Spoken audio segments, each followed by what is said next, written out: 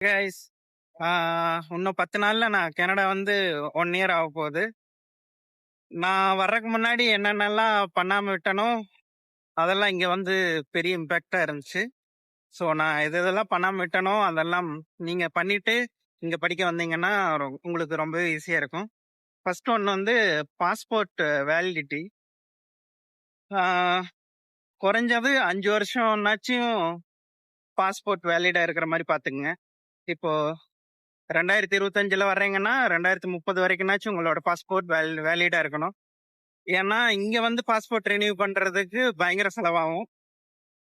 Tatkal passport இந்தியால renew பண்ணீங்கன்னா 3500 தான். இங்க வந்து பண்ணீங்கன்னா 18,000க்கு பக்கமா.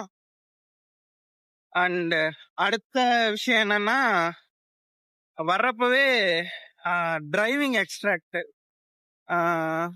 இந்தியால நம்மளோட டிரைவிங் ஹிஸ்டரி அது ஆர்டிஓல போய் கேட்டீங்கன்னா வெறும் ஒரு 2000 ரூபாய் தான் கொடுத்துருவாங்க. அதை எடுத்துட்டு வந்தீங்கன்னா இங்க G1, G2, G1 வந்து ரிட்டன் டெஸ்ட், G2வும் ஜியும் ரோட் டெஸ்ட். இப்போ உங்ககிட்ட டிரைவிங் எக்ஸ்ட்ராக்ட் இருந்து உங்களுக்கு இந்தியால 4 வருஷத்துக்கு முன்னாடியே நீங்க டிரைவிங் லைசன்ஸ் எடுத்திருந்தீங்கன்னா அதை இங்க வந்து கொடுத்தீங்கன்னா G2ங்கிற டெஸ்ட்டை வந்து நீங்க ஸ்கிப் பண்ணிக்கலாம். உங்களோட இந்தியன் டிரைவிங் எக்ஸ்பீரியன்ஸ் இங்க இதாயிரும். அது ஒரு மேஜர் அட்வான்டேஜ். ஸோ இங்க டிரைவிங் எக்ஸ்ட்ராக்ட் கொண்டு வந்துட்டு 6 மாசம் தான் அதுக்கு வேலிடிட்டி இருக்கும். அந்த 6 மாசத்துக்குள்ளேயே G1 எடுத்துட்டு நீங்க எக்ஸ்பீரியன்ஸே ஆட் பண்ணிருங்க. அதுக்கு அடுத்தது பேங்க் அக்கௌண்ட்ஸ். நீங்க 6 மாசத்துக்கு மேல ஒரு வெளிநாட்டுல இருந்தீங்கன்னா நீங்க ஆட்டோமேட்டிக்கா NRI ஆயிருவீங்க, நான் ரெசிடென்ட் இந்தியன்.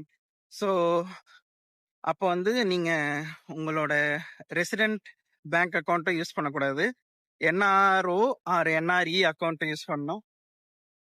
ஸோ இங்க வந்துட்டு திரும்ப போறப்ப மாத்தலாம், அப்படி இல்லைன்னா கால் பண்ணி மாத்தலாம்.